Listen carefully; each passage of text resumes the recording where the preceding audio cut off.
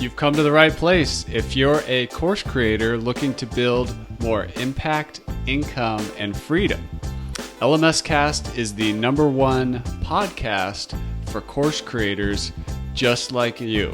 I'm your guide, Chris Badgett. I'm the co-founder of the most powerful tool for building, selling, and protecting engaging online courses called LifterLMS. Enjoy the show. Hello and welcome back to another episode of LMScast. My name's Chris Badgett and I'm joined by a special guest, Nafissa Shireen. Welcome to the show, Nafissa. Thank you, Chris. Nafissa is a success coach. She also is the host of Living Forward TV, which is really cool. I've been checking that out. And she's also gone through a journey just kind of developing her memberships and her programs and helping other entrepreneurs. We also have a shared history of coming out of or spending some time in Alaska, which I think is really interesting because I don't meet a lot of as many people that kind of come from that kind of background and venture into entrepreneurship and tech and coaching and all this stuff. So I'd love to get into that a little bit, but first, welcome to the show. Thank you. It's so awesome to be here. And yeah, I love it when I meet someone else that's been right in Alaska as well. I geek out on that. And another thing we have in common, not only were you right in Alaska, but you also have a close connection to animals, horses in your case, dogs in my case. Listeners of the show probably know I used to do a lot with sled dogs, and I'm really into dogs. And we'll come to the horses in a little bit, but Sure. What was your transition like from Alaska to what you do now? Because people often ask me that. As soon as they hear like, oh, you were in Alaska and now you're doing this, how'd that happen? How'd that happen for you? Well, so the one thing we didn't talk about when we were talking about Alaska is I actually never stopped living in Vancouver. So my job took me up there. Mm-hmm. And so the company had an apartment. So I would go up there for like 10 to 20 days at a time and then come home for 5 to 10 and work here in Vancouver. So I always said it was the best job on the planet because I lived and worked in the two most beautiful places. And I would always say, like, if God had a vacation home on earth, it was going to be up the Seward Highway, right? Like, it's just so beautiful. And so I loved working up there. And the company I worked for was awesome. They gave me a lot of opportunity and I was able to really get involved in a lot of the communities. And it wasn't like your regular desk job. I was out in the field. I was out in the community. And as a woman in a man's industry, it was a mining industry, I was given a lot of responsibility. I loved it until I didn't. Mm-hmm. And there were so many changes that happened at our company that my immediate supervisor was gone. The board of directors was completely changed. Like nothing was the same. And I still had employment, but my job had changed and I wasn't liking it. And so it's one thing, I think, to go to a job you don't like every day because you feel like you kind of have to. But I was leaving the country because I live in Canada to go up to Alaska. And it just came to one day where I just could not, I was grieving what I had because that was completely gone. And the culture had shifted, so it wasn't as much being out in the community and everything. And I just had enough one day. And I remember getting it would have been an email. That was still when I had a BlackBerry way back then. And it sent me over the edge. I remember I was eating a donair in the kitchen and it flew across the kitchen. I just tossed it. My husband's like, I think you're done. I'm like, yeah, I think so. And so I resigned, and it was really hard. It was the right thing to do. It was also hard because I really liked it up there, but it just, and then I resigned without actually knowing what I was going to do or where I was going to go. I just knew I had to be done. And so, then I had to go up, pack up my life, and come back to Vancouver. So how did you go from there to helping entrepreneurs and developing your signature style and programs and philosophy? Well, it was a real journey because I think a lot of people that leave corporate, you kind of go through a bit of an exorcism. And I loved working in mining. So that was my identity up until that point because it wasn't just a desk job. It was the community engagement, community involvement. And so I still kind of poked around looking for similar positions. And I ended up working in Arizona for a year. And I also ended up working up in the Yukon for a year. So, I mean, it was a lot warmer in Arizona. I just kept going. But then you kept going to this northern place. Extreme. And so, but I just wasn't happy, right? And my first part of my career from like 1990 to I think 2005, I was working for smaller entrepreneurs. And I missed that. And the part about my career I actually loved the most was the coaching, was the developing team, was the community engagement, and helping people step into new possibility for themselves. Because when you're, especially in the mining world, you're working with the indigenous population, especially up in Alaska, and you're helping them to learn skills, you're helping them to be self-sufficient. And so there's a lot of coaching. And I just loved that part of helping people step into what they were doing. And I was working with a coach at the time. I was by having a coach that allowed me to really catapult my career. So when I left, she not that she ever said, hey, you should do this, because she was never that kind of coach, but she asked me questions in a way that was like, what do you think about coaching people? I was like, me? I'm an accountant. I don't coach people. And so, but I didn't want to go back to that world. And so I decided to become an entrepreneur. And the interesting part to this story is because at the time I was a certified professional accountant, and I was part of their code of conduct and code of ethics. They had rules for what their members could do. And so I wasn't allowed to open anything like a business coaching company. I couldn't help entrepreneurs. I could do life coaching, or I could have an accounting company. And so it really limited me. So I started off doing health coaching.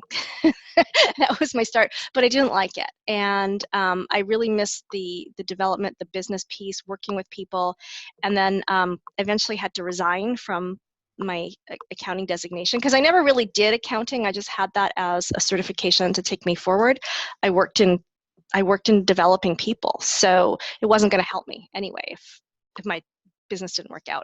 And so it was a bit of a journey as I tried to figure out what my actual niche was. All along, all the way, I know we're going to talk about it later, I had the horse piece that was there, but I never thought about bringing them two together. So it was a journey. So I started off as a health coach, and then I tried to figure out like what my niche was, and I made a couple really bad choices of what I wanted to do, and I didn't have the clarity. And it's just really more of an involvement. And I started to really get fascinated by what actually motivates people, because I found in my own journey, so when I was working in corporate, I had no problem negotiating a really high salary. I had no problem going to the board and asking for $40 million. I had no problem. I was the one they would send in to go deal with the underground miners and negotiate really tough 8-figure contracts.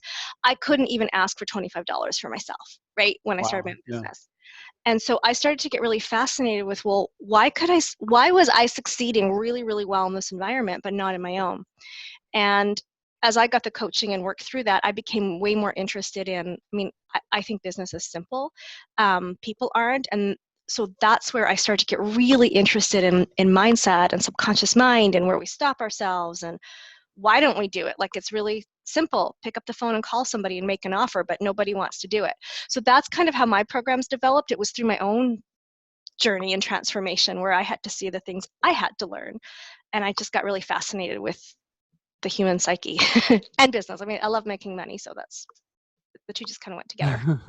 Well, you said on your website, when you're free on the inside, you'll create true freedom on the outside. Yes. Can you describe your niche now? Like, knowing what you just said and what I just read, like, what is your niche in coaching? I specifically work with entrepreneurs that are around that 6-figure mark or poised to getting over it, even if they're in their high 5 figures, but they've had business, they've had success, but not enough to really create freedom. Like, they've created a job for themselves. And they come from all different industries. Like, I have ones that own clinics, to interior designers, to marketing companies, some coaches, it's all over the place. But what they all have in common is the fact that they've had an amount of success, they've created a job for themselves, and they're just not free. Like, they're working around the clock. And they know that it's not necessarily a formula that's going to get them to the next spot. Like, they need the strategy for sure, and they need the mindset piece, and they kind of know that about themselves. They know they need to grow now. They've done everything they can to have the foundation. Now they need to grow to get to the next level. So that would be the best way to describe the niche that I work in. I don't really work with beginner entrepreneurs, because they need a lot more learning and step by step, and that's not interesting to me. It needs to be done. People need that, but it doesn't excite me as much as the breakthrough piece. And I've seen entrepreneurs go from low 6 figures in sales to over the 7-figure mark once they get this piece straight. So and I had a client just do that in December.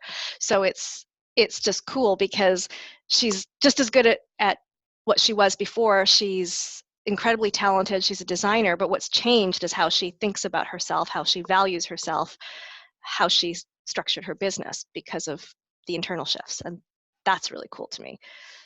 I have a question on that. I was reading one of your case studies, and maybe it's the person you're talking about who went from 50K to multiple six figures. Like what types of things are in the way? Same person, but what kind of blocks were removed and what kinds of things were added to, make progress there?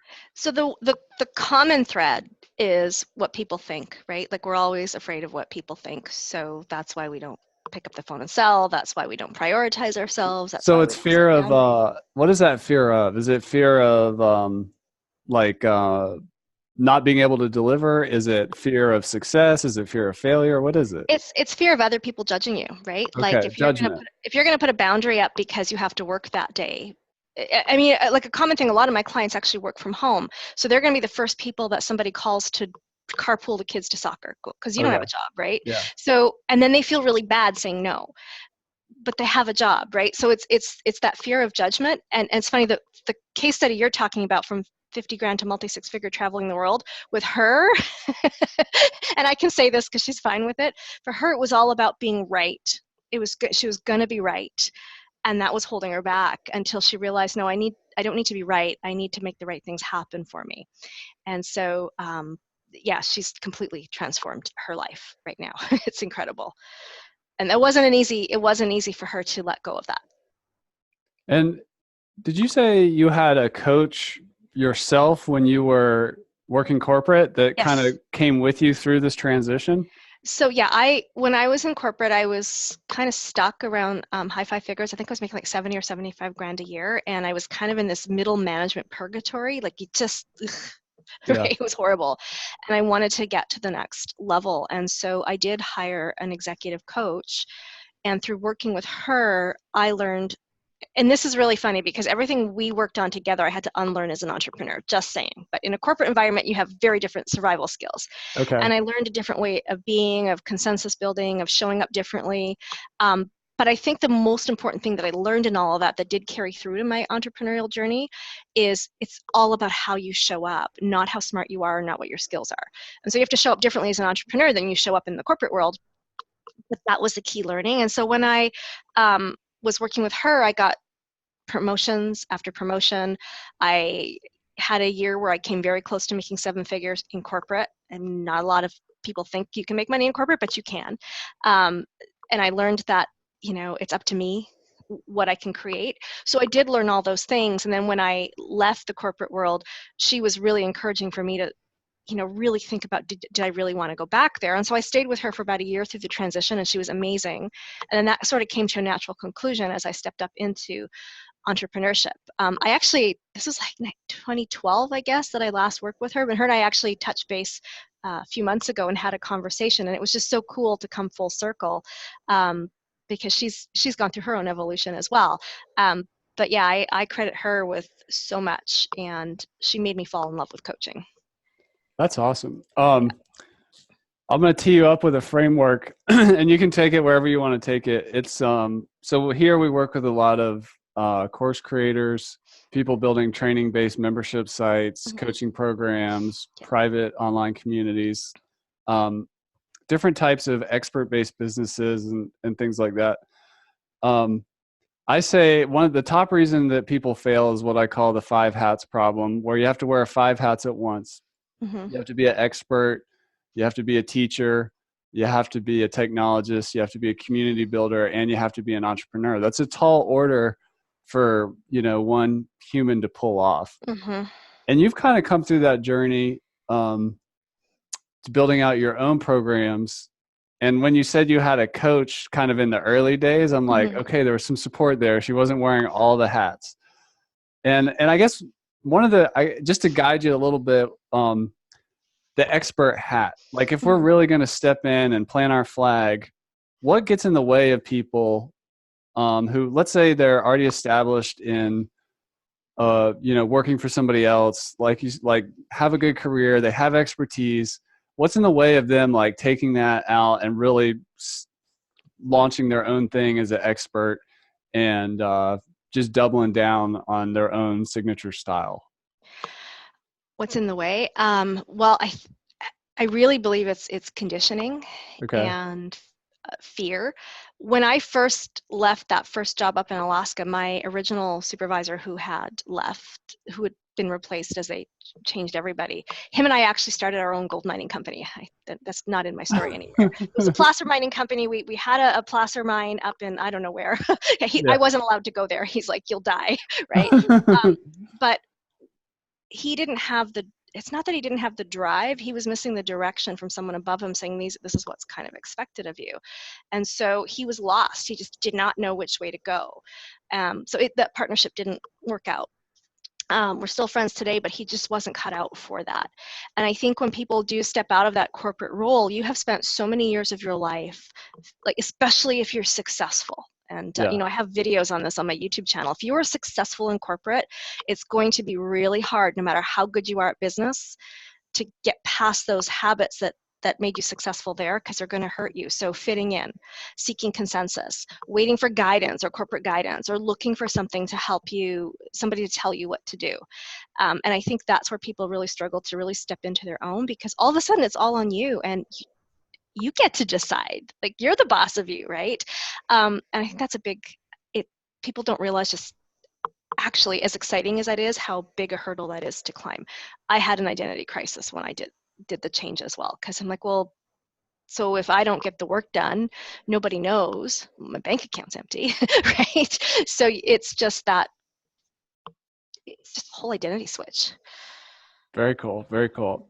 We're going to get to the animals in a second, but I wanted to ask you, I'm going to put on my technology hat or my teacher hat. And one of the things I noticed in checking you out on YouTube and on your website is very high quality video production. Mm-hmm. Everything I've heard about you so far, accounting, mining, coaching, I haven't heard anything about video production. How did that happen for you?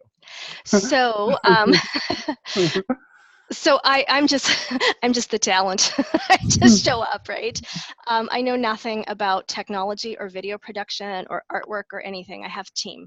I'm very fortunate in the sense that my husband really geeks out on, like, he could spend his whole days watching YouTube channels on lenses and lighting, and I don't want to know.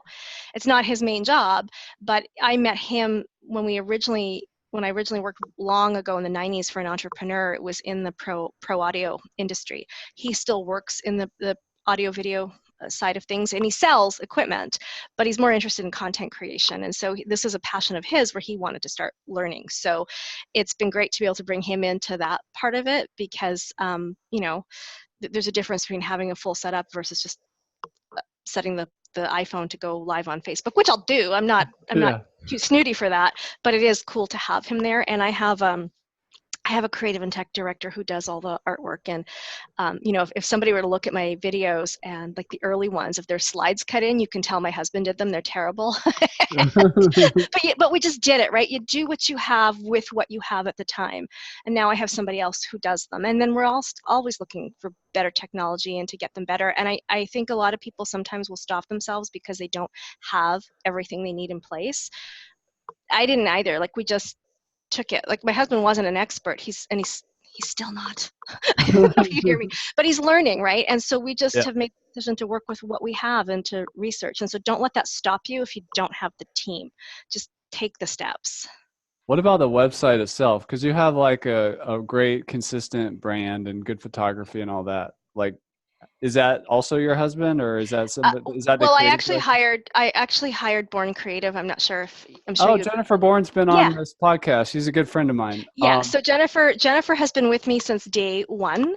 I hired her before I had a business name. I remember when I first talked to her and she asked what my CRM was. I was like, what does that mean? I had no idea at all what Infusionsoft was or MailChimp. I didn't know.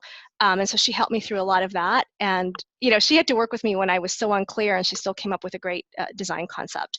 And so as I evolved, we've done some updates on the website. They've been incredible. So she really has set the theme for my brand and the colors. And then my tech and creative director does a lot of the fill-in work, like all the images you see on there is what Rebecca, my own person, has done. But Jennifer really set the the overall frame for that. And the photography, yes, that is my husband that took the pictures. Wow, that's awesome. It's a small world. If you're listening to this and you want to hear Jennifer and I have a conversation around branding and design, just look for that on LMScast and you'll find her. And all I want to say about that is I couldn't afford to hire a professional at the time, but I couldn't afford not to. And that's one thing that I feel like, do it right from the start. You'll never regret it. I've worked with a lot of course creators, coaches, entrepreneurs. And one of the things with this whole 5 hats problem that you're surfacing right here is a common trend I see. The people that are doing well, they're not doing it completely by themselves, whether that's a partner or a friend who's helping out and bringing in these outside resources, even when it feels like a stretch. It's just something I notice as a trend in people that are doing better. Well, and also too, it's important to get help on a personal level, I think, as well. I'm not shy about admitting I have house cleaners come in once a week, or with the horses and stuff, I have help.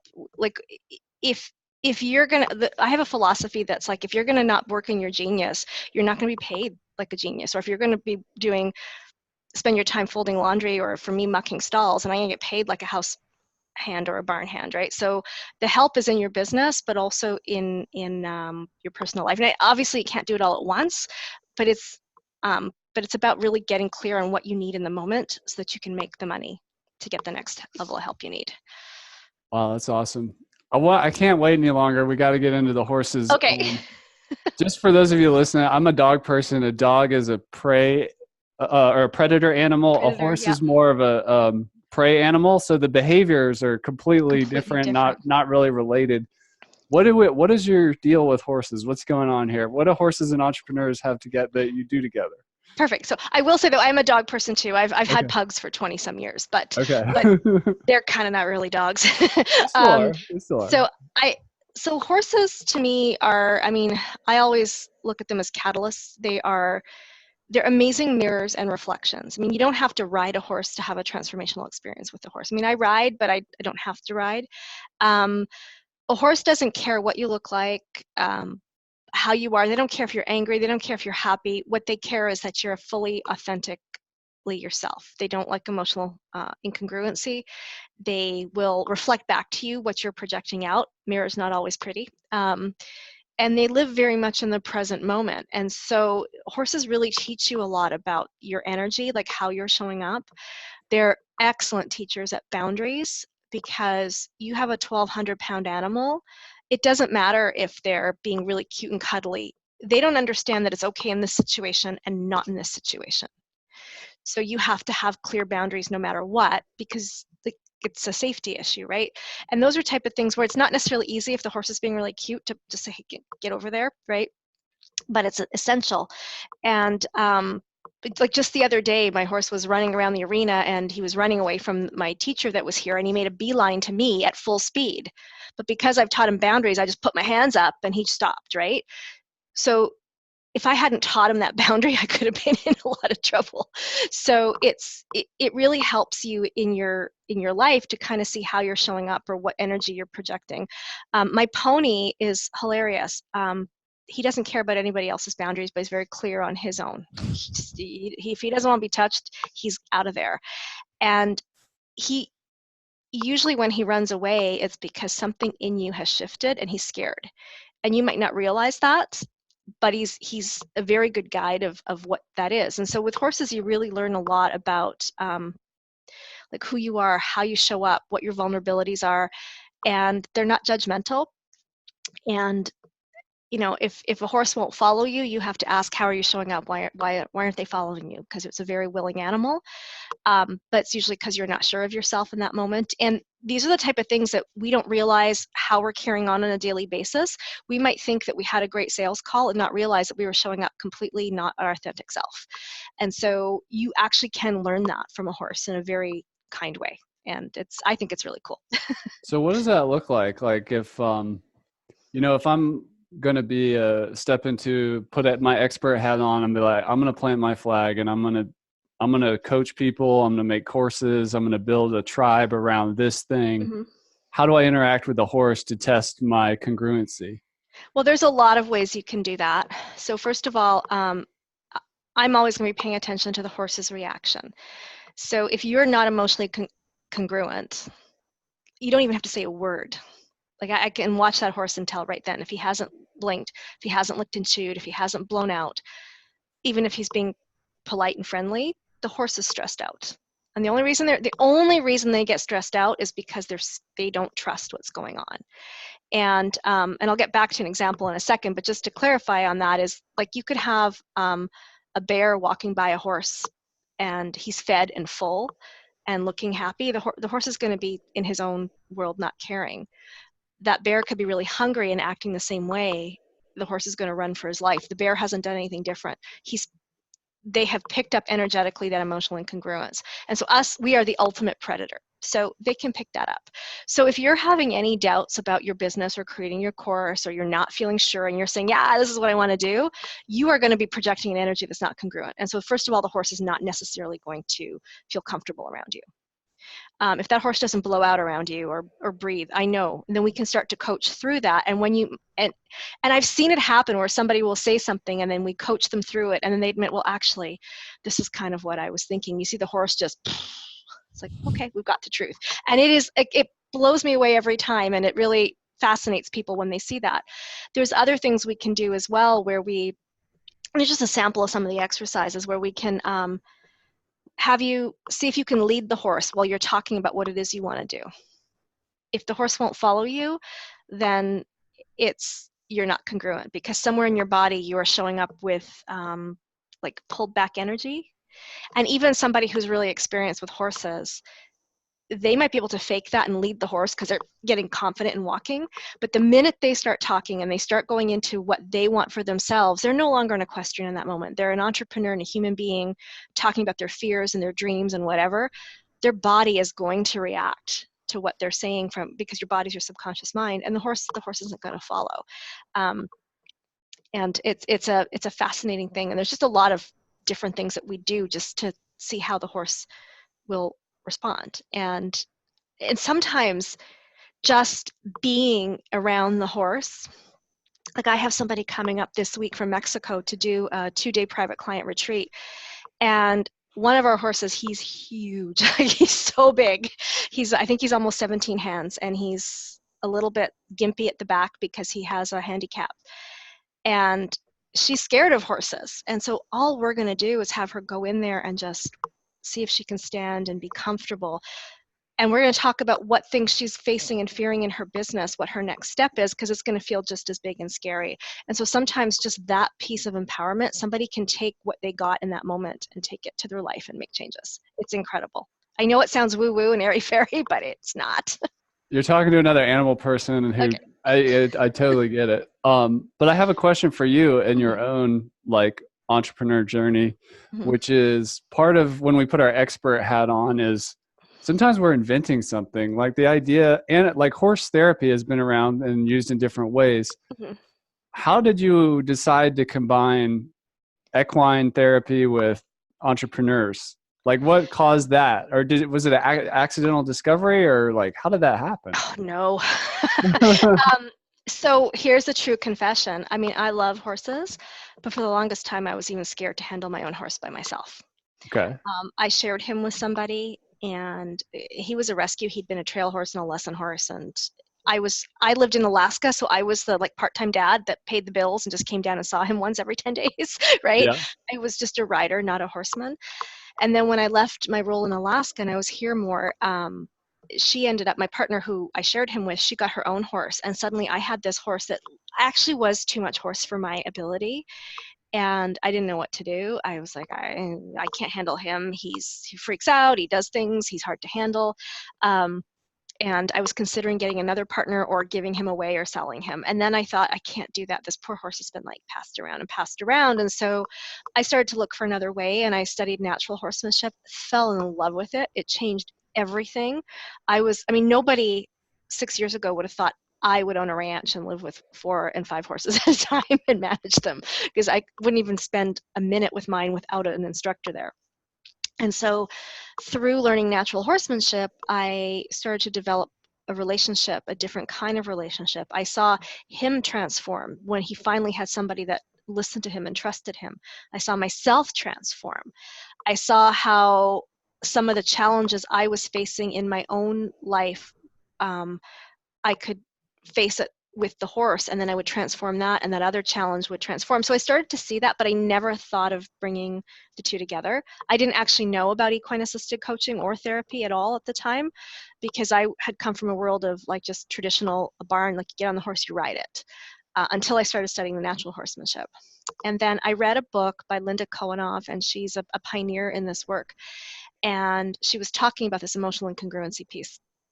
Now, I don't want to violate confidentiality because this is somebody that I know as a family friend, so it wasn't even a client. But what I will say is I went to the barn one day with this person who was going through a lot of emotional troubles that nobody knew about because she was really good at hiding it, and thought she was okay. And my horse wanted nothing to do with her. And I couldn't figure it out. I thought, oh, he's just rude. He's being a jerk today, whatever. He's in a bad mood. But he wanted nothing to do with her. But her friend he had no problem with. Anyways, about 3 or 4 weeks after that, there was some serious problem that happened with this girl. And we realized that, wow, she was not okay. She's fine today, but it was really scary at that time. A couple of weeks later, I read this book by Linda Kohanov where she talked about this emotional incongruency. And I just had one of those, oh my God, like my goosebumps, my blood went cold. He was telling me she was not okay. That's why he wanted nothing to do with her. And then I started to study this equine assisted piece. Still didn't believe I could do it, right? And then, because I always had, like, there was my business and there was my passion, like two separate things, right? And but I they're not started supposed to to want, mix, right? no, of course not, right? Right. And so I started to dream about owning a property and a ranch, but it was still going to be so I could ride horses and train horses and whatever. But how was I going to fund this and have a business? And I hired a very, very, very, very expensive mentor. And our first VIP day, he just said to me, well, do you want to be a coach or do you want to be a horse person? And I got so mad at him because I was like, why do I have to choose? He goes, I don't know. I didn't ask that. I just asked what you want. And then that's when I realized, what if I brought it together? Like, I'm a great coach. I love horses. Other people do this. Why have I not seen this right in front of me? And so it's been a 2-year process to bring this really to fruition because I didn't have a place to do it. I was boarding. I needed to study a lot more. I had to get more horses. And so now that we have the place, we have the ranch, we're doing it, it's incredible. So it was not like an overnight thing. And you know, I think a lot of entrepreneurs sometimes have exactly what they're meant to do right in front of them and they don't see it because it's that personal to them. And when you actually look at it, it's like, wow, you can bring together what you love to do with your other personal passions. Just got to be smart and business savvy about it. That's awesome. I feel like I'm being coached right now. Thank you for that.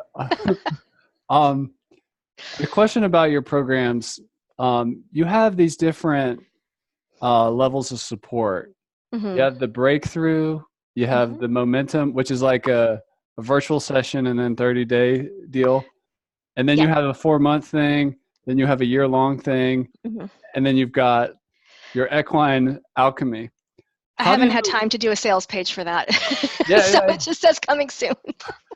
Like how, as a coach and somebody who's really committed to bringing out these transformations and results in people, knowing that your target market, they're not all at the same place or have the same investment ability and stuff like that. How did you end up deciding on this spread of programs here?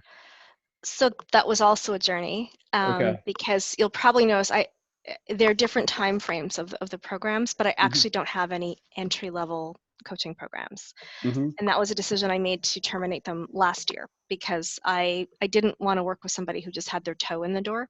Yeah. And at that level, they probably needed more training than coaching. So it just didn't work for me. So could you parking lot on that for a second? Just what do you mean by, like sometimes we'll hear stuff in the expert industry like, oh, the beginner's market is huge. Like, but like, I totally get what you're saying. Like somebody who's just kind of getting started is not in your target market. But if they're like, they need training, not coaching. Like, what do you mean by that? Can you unpack that? They do need both. Like, I believe everybody needs coaching. Yeah. But for the level that, if somebody just wants to have for the level of investment that they're able to make. And Yeah. I don't believe anybody can afford or not afford. I think we all have the ability to create the money, but it comes down to, do we have the mental ability to believe we can go create it? Yeah. And so sometimes people will invest in themselves at a much smaller level because they don't have that faith in themselves yet. And so they don't have the faith in themselves because they haven't necessarily learned the basics of running a business, or they're not fully in, like they're not in 100%. Yeah. So they're just trying to dip their toe in the water without fully going in, because to fully go in means you go in not just with your coaching, but with everything, with the sales calls, with the technology, with working, with getting your campaign done, right? And so I found, for me, for people that were not quite 100% in, and they want a lot of support for a very small investment. And for me, I don't have a team of sub-coaches. I have a lot of other coaches, but Yeah. as far as the coaching, there was only me. So I was feeling like they're not getting the level of, and I'm not criticizing them in any way, like they need more support. And that's why people have sub-coaches, so that they can work with their higher end clients and still show up and provide content. And I don't train on a lot of content. I have basic things. I don't like necessarily creating training content. So that's just my personal passion. And I'm not supporting these people properly. So I just decided to stop doing that. It just felt like the right thing to do, because they like, if I had other sub coaches, it might have been a different story, that they could have had that, but I couldn't properly serve them. So I stopped doing that. That's excellent. Well, back to what you were saying, like the different 30 days, 4 months, year, and then like, how did you decide to kind of fraction these off into different offers? Well, so with the 30-day program, like sometimes people just need help with one thing, like they're working with another mentor, or they are just thinking they want to work through one thing, or they have, because I do a lot of belief change work at the subconscious level. So sometimes they just need a hand to get going, or they want to do a quick strategy and they don't want to go into a year-long program. So I give them the opportunity to basically have a half-day virtual VIP day with me, but then I give them 30 days of support with that. And I Is also, that, I'm just curious how the structure works. The virtual support, what does that mean? so they get another call with me. They have email access throughout the month, like to follow up on. They're invited to join my mastermind with my high-level clients during that time. I run what I call group activities for all of my clients. It's optional or not if they want to come. So I might have a book club, or I might do a virtual workshop. If they're in that 30 days, they're invited to come to it. So whatever we have going on, they get access to during that month. And the main event is a half day, like laser focused session with you. Virtual session, yeah. That's awesome. Yeah. Cool. What about the next one, the 4 month? How does The that work? 4 month, that one is really for people that are just, they have a specific thing they want to do, like they want to revamp all their programs, or it's a very outcome oriented thing. So whatever their outcome is, they want to do. They want to revamp their programs, or they want to restructure their business, or it might be somebody who's getting started and is willing to invest in the coaching to get started, and they need a lot of close, hands-on stuff over a 4-month period. But they're really not necessarily looking into the complete immersion. So I would say that one's more consultative, I would find. Yeah, and they can, while they're invited to participate in the group activities, they don't participate in the mastermind or the retreats or any of the stuff that go to my highest level clients. Awesome. And then the year long? That's my most popular program, and that's a complete immersion. So those clients come in, they have a couple of full VIP days with me a year. We have 3 retreats where all of my year-long clients come to. We're doing one in Toronto in a couple of weeks. We're doing one here at the ranch in the summer with the horses. We're doing another one on a island. Well, I'm not sure if you're familiar with the Gulf Islands, but we're doing one on one of the Gulf Islands in the fall. So this way they get the mastermind and the training with people who are playing at the same level they're playing at, right? One of the things I like to say with my clients, and because it is private coaching with a community aspect to it, it's not like a regular group program. They are not going to be the smartest one in the room. They might be as far as their expertise goes, but the entrepreneurs are going to be playing at that same level as them. And so the conversations are pretty cool at times to hear where they go with that. And so it's a complete immersion, and it's a year with me. That is amazing. You mentioned beliefs, working on beliefs and subconscious beliefs. What's going on with money? With money? Like, and how people relate to money. Is that part of it? Oh, completely. But you know what I find like fascinating, and I don't know how to put this. Like, people will talk about their money mindset or their money blocks. Yeah. And my personal opinion, this is just my opinion, is there's no such thing as a money mindset or a money block. That's a marketing term. Okay. Like, you're blocked or you have issues with your beliefs and it's Okay. affecting everything. Money's just speaking the loudest. So Interesting. if Like you it's have, also probably affecting like your relationship or your health. They're all different diagnostic points, right? yes, money's a result, not a cause. And Interesting. so, but a lot of people think it's a cause. So I've like, and I know for me personally, like when I work on what's really beneath the surface, it's not just the money that improves. So yeah, I have used those terms because they're marketing terms, people understand them. But when I actually work with people, we go to like what's really deep. And sometimes I'll say, what does this have to do with my business? It's like everything. What else? Everything. What else is down there in the depths besides fear of being judged? What else is down in there? Well, everybody, I mean, I would say it comes down to their three basic core needs, like love, security, and self-esteem. So Okay. there's going to be a fear of losing love. There's going to be a fear of losing everything. There's going to be a fear of being judged as not worthy, like the judgment. So in one form or another, those fears and wounds are there, where people don't think they're good enough, smart enough, the Stuart Smalley thing, right? Like, good enough, smart enough, and doggone it, people like me.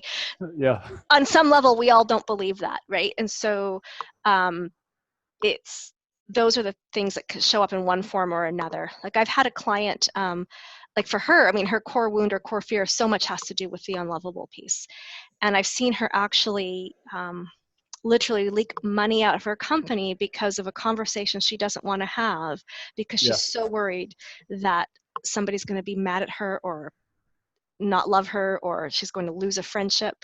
And that's one of the things we've had to work on to help her tighten up those boundaries emotionally so she could tighten up and make more money. That is awesome.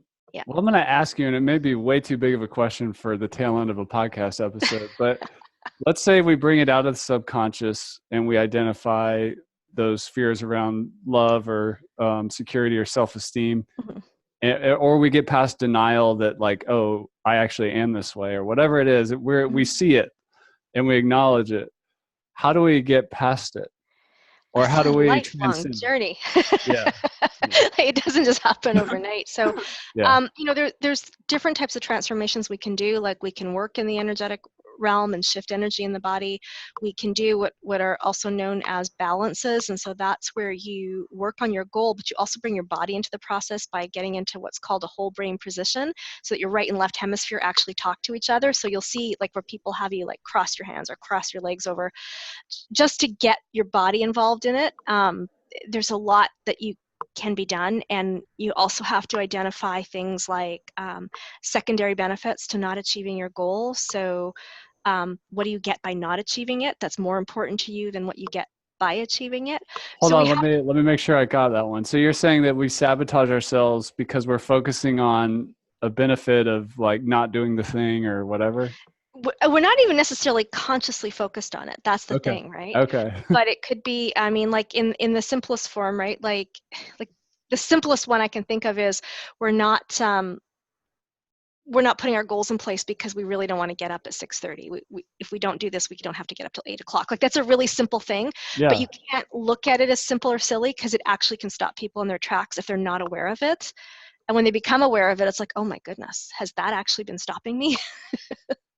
And it has. And Interesting. then we work on that, right? And when they have awareness of it, they can make different choices. Love it. Thanks for the example. Um, if we're looking at Living Forward TV, why did you create it? Where does somebody find out about it, watch it? Like, what can they expect if they dig in? Well, I created it because I just thought, let's try this, if you Yeah. want to know the truth. And then it's been an ongoing journey to develop the channel and work with coaches in that field to develop it. But the whole point of the channel is to give people simple solutions, mindset hacks, and tips on how to grow their mindset and grow their income. It's just things that I've had to deal with in my business, right? Like, how do you handle refunds? How do you handle clients that don't pay? How do you make more money? Where do you find clients? How do you, like, what are the behind the scenes things that you use? So it's just an all around thing about moving forward and creating the life you want. That is awesome. You can find that at nafissashireen.com. Where should the listener go to find out more? What do you want them to do? Or what? Well, they can absolutely go to my website, nafissashireen.com. But if you want to check me out, go to my YouTube channel as well, which is just Nafissa Shireen. You can find me on there, and all my videos are there as well. And we have for almost every video that we usually have something that they can download to support the learning in the video as well. And if you were to describe the ideal person that you serve, like who is that person? What are they going through that you can best help? Right now, they are somebody who is like, I just cannot break this. I'm stuck. I can't break this level of income. I'm smart. I know business. Why isn't it happening for me? Awesome. That's the person I'd love to help. Nafissa, thank you so much for coming on the show. This has been a value-packed episode. It was really fun to talk about a lot of my favorite things: entrepreneurship, Alaska, helping other entrepreneurs. You out there listening, go to nafissashireen.com. Thank you so much for coming on the show. I really appreciate it. Thank you. I had a blast being here. Thanks for having me. And that's a wrap for this episode of LMScast. I'm your guide, Chris Badgett. I hope you enjoyed the show. This show was brought to you by LifterLMS, the #1 tool for creating, selling, and protecting engaging online courses to help you get more revenue, freedom, and impact in your life. Head on over to LifterLMS.com and get the best gear for your course creator journey. Let's build the most engaging, results-getting courses on the internet.